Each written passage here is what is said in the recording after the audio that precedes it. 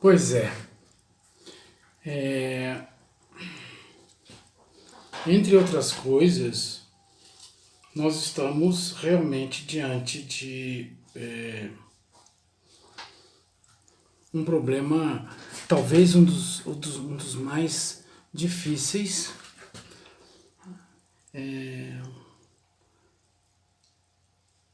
que é o ataque constante aos trabalhadores, né, a todos nós, já desde 2015, 2016, 17, 18.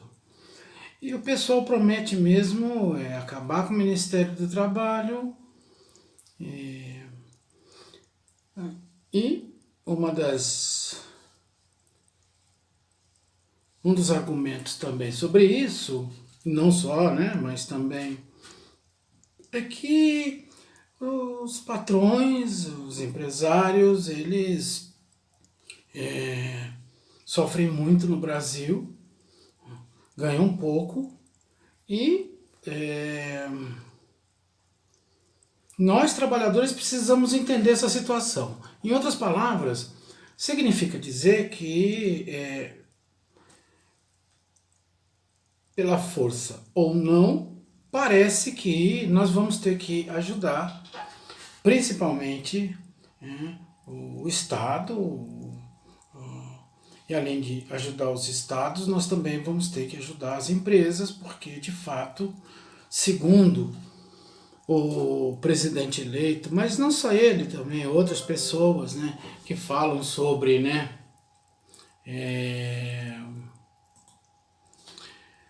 gente que se pronunciou em relação ao 13º, gente que se pronunciou em relação a férias, gente que se pronunciou em relação a uma série de outros benefícios ou privilégios da classe trabalhadora, né?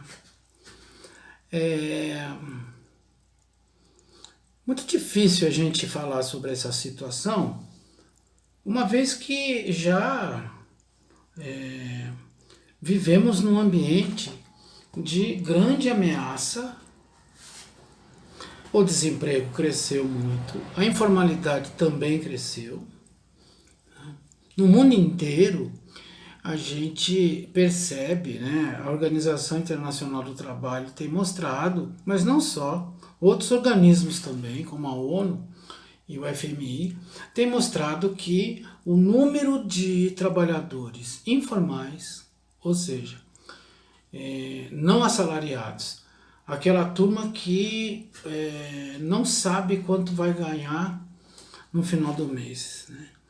Então, não sei se é uma questão de uma mentalidade empreendedora ou não. O fato é que agora, essa semana, eu recebi um relatório da Organização Internacional do Trabalho que diz que o mundo já bateu 2 bilhões de trabalhadores informais no mundo todo. A tendência é aumentar o número de trabalhadores informais, não é? E a tendência também, pelo menos no mundo, é que os trabalhadores informais trabalham mais e, proporcionalmente, os seus rendimentos são abaixo dos assalariados. Significa dizer também que existe aí uma questão meio complicada, né? Muita gente acredita que se nós formos lançados na informalidade, talvez aumente a produtividade, aumente a nossa produtividade. Mas os dados indicam, principalmente nos países mais desenvolvidos, que o estímulo à produtividade, o estímulo a aumentar a produtividade não se faz simplesmente eliminando, vamos dizer, aquela parte oficial, que dá garantias ao trabalhador, né?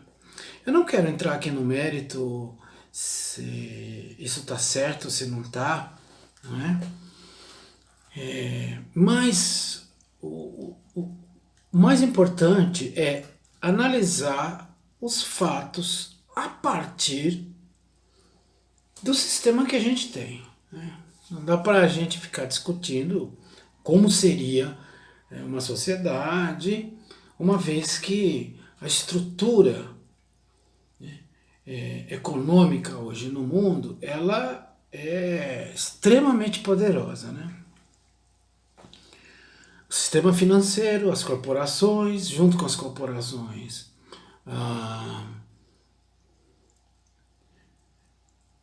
grupos financeiros, bancos, e tudo isso junto, controlando a massa dos trabalhadores, empregada ou não, controlando os estados, tomando as decisões em relação aos preços, inclusive, né? E uma série de outras coisas. O Brasil ainda figura entre as maiores economias do mundo, né? E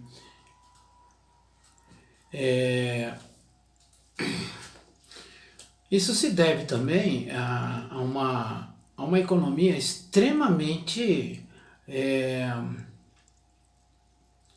vamos dizer assim, né, poderosa, principalmente em vários aspectos, né, da sua capacidade produtiva. Mas é importante também dizer o seguinte: será que realmente os empresários estão passando por dificuldades e por necessidades?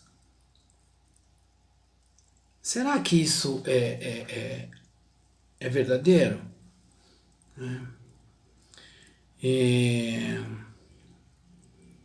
Eu quero só trazer algumas informações aqui para a gente poder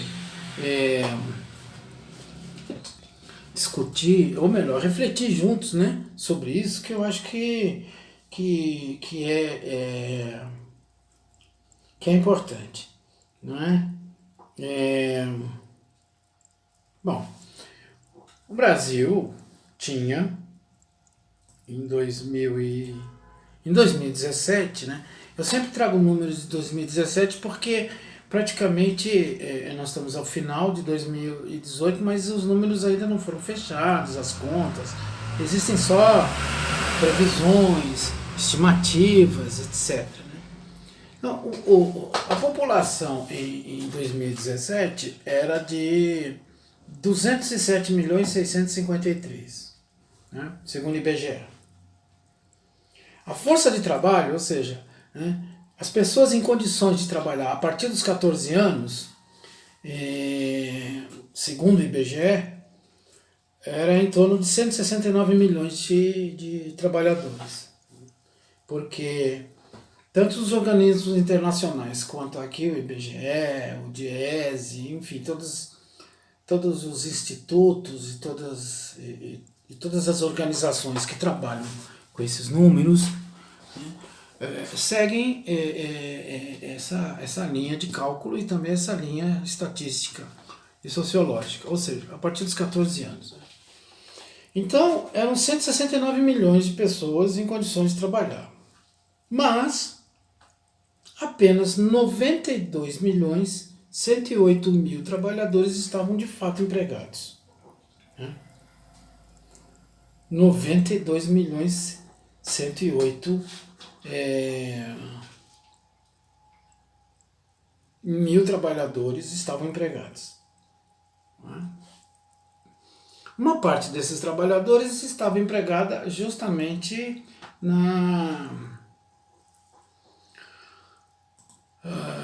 nos estados, né? Município,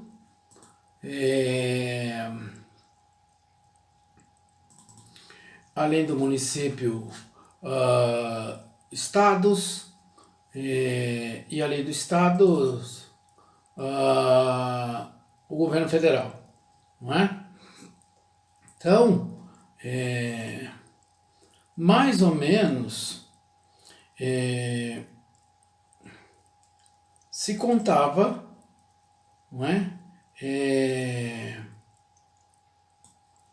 Uma, uma quantidade de servidores públicos, não é?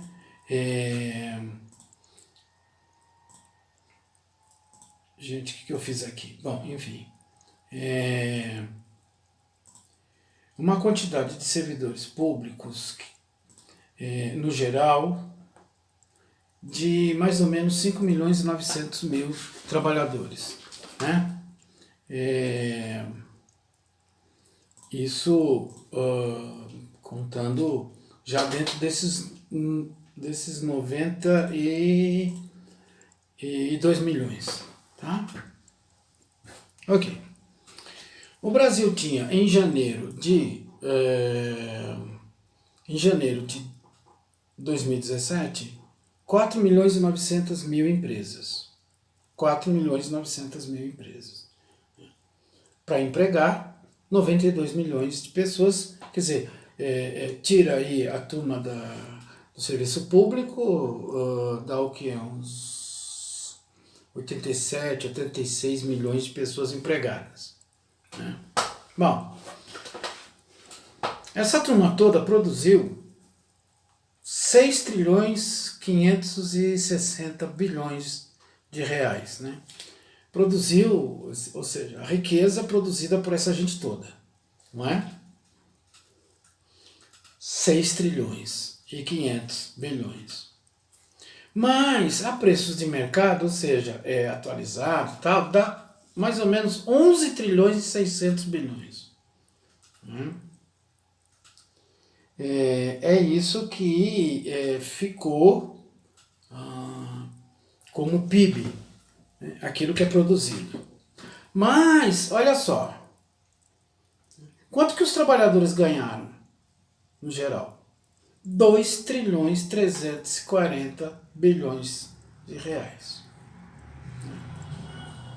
Então, se a gente fizer uma conta burra, bem daquele tipo de continha assim vagabunda, que às vezes a gente costuma fazer, vamos lá, 6.500 940 menos 2.340 666. Então, 4 trilhões 219 bilhões. Né? Essa diferença. Nós produzimos 6.500, recebemos 2.340, e aí tem essa sobra aí, né? Dessa sobra, uma parte foi para exportação, né? Quanto foi para exportação? 162 bilhões, né? Então tira aí 162 e ainda sobram 4 trilhões de riqueza. Aí os bancos vão lá e o que eles fazem? Né? Eles, então,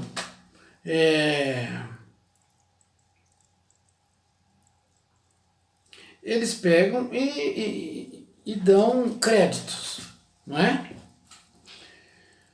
E os créditos, mais ou menos, giraram em torno de 3 trilhões, né? Mas para tudo também, né? Para empresa, agronegócio, gente falindo, emprestar para poder ampliar negócio, emprestar para nós podermos comprar as nossas coisas a prazo, né? 25, 30, 50, 60 vezes e tal, né? Então, quer dizer, a gente produz, não é?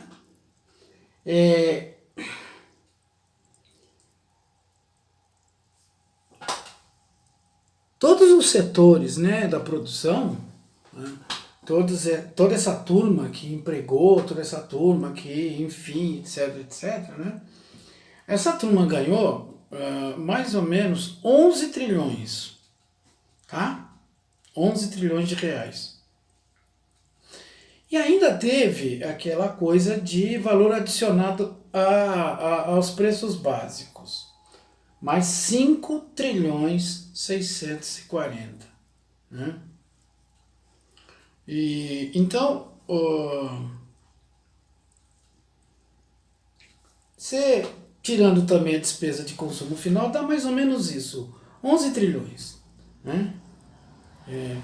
Os caras produziram 11 trilhões, o PIB foi de 6.500 e alguma coisa, nós ganhamos 2.340, né? Exportamos uma quantidade pequena, né? 162 bi, e ainda sobraram uns 4 trilhões e alguma coisa, né? E aí vem as operações de crédito, bom, enfim, um monte de coisas aí que a gente vai jogando, né? Só para a gente ter uma ideia de como que isso funciona.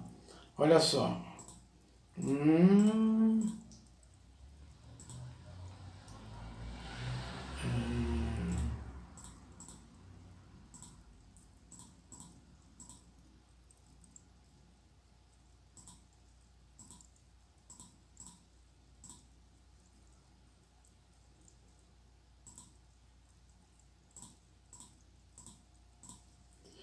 Então, de crédito, foi dado mais ou menos aí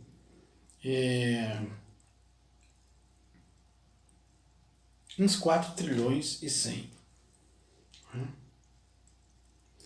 E ainda tem essas operações de crédito, mais 3 e não sei quanto. Aí a gente pega o lucro dos 5 maiores bancos do Brasil. Né? O lucro líquido foi de 77,4 bilhões só ano passado. Né? Os ativos, 6 trilhões. Né? Só os bancos fizeram operações de crédito de 2,8 trilhões. E ainda tem títulos e valores mobiliários, né? Essa tal da dívida mobiliária que assola todo mundo também. Uns 19, quase 20 bilhões de reais.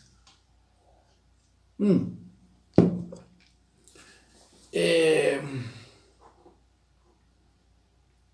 não sei de onde que eles querem tirar se nós produzimos uma quantidade muito maior do que a gente ganha. E ainda tem o sistema financeiro que empresta para tudo quanto é lado, continua a enriquecer. E o vilão da história são os trabalhadores. Né? O que significa isso? Olha só para a gente ter uma ideia. Né?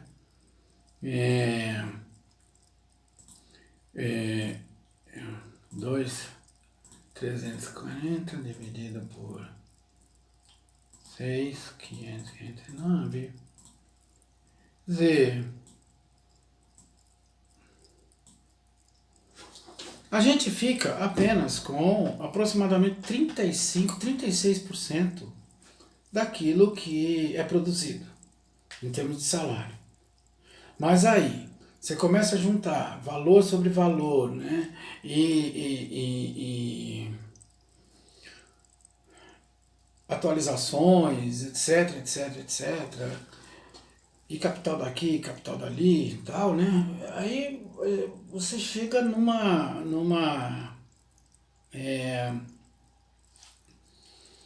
coisa muito interessante, né?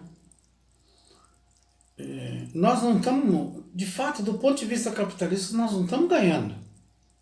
Ao contrário, né? A gente está realmente perdendo, não é? E, além disso, É,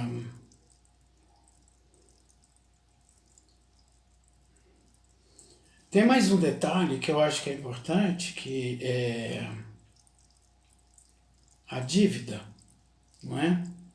A tal da dívida. É, a tal da dívida brasileira, né? É, deixa eu ver aqui. É,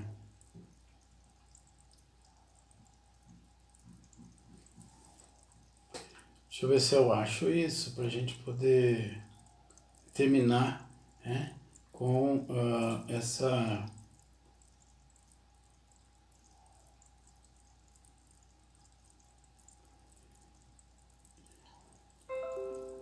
É, aqui.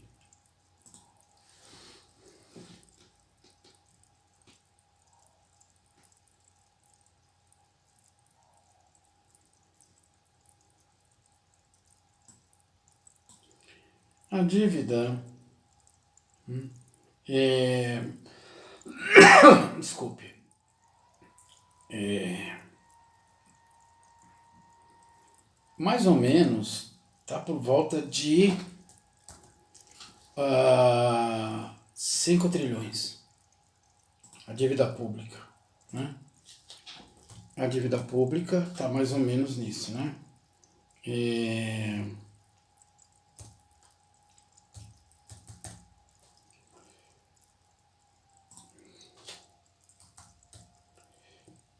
5, exatamente, 5 trilhões e 200 bilhões, né, de reais. Então, dá para rolar essa dívida, porque essa dívida não é acima do PIB, né? O PIB ainda é maior do que essa dívida. Mas eles estão aumentando cada vez mais essa dívida, né, e jogando tudo para o sistema financeiro. Vão acabar com o Ministério do Trabalho, vão acabar possivelmente com o 13º, vão acabar, né, com as férias, vão reduzir ao máximo, vão aumentar cada vez mais o tempo de trabalho, a aposentadoria também, né, vai deixar de existir, o governo vai deixar de se responsabilizar com isso, né? Além disso tudo, existem 30 milhões de brasileiros que vivem exclusivamente, única e exclusivamente salário mínimo, né? 954, se não me engano, né?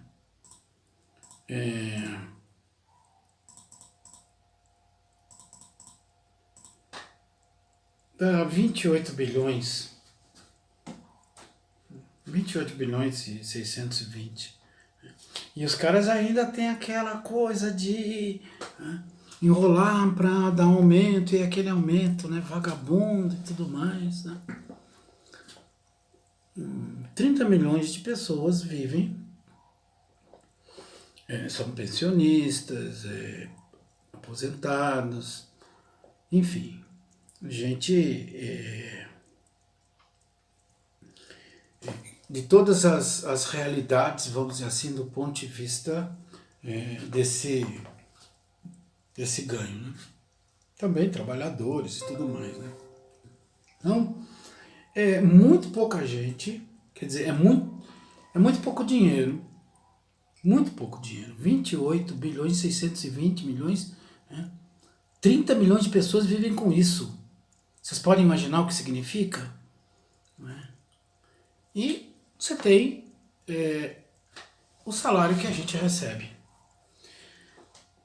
Há uma disparidade muito grande, e essa disparidade também acontece no mundo todo, não é só aqui não, viu gente? Acontece no mundo todo. Aqui parece que as diferenças são maiores.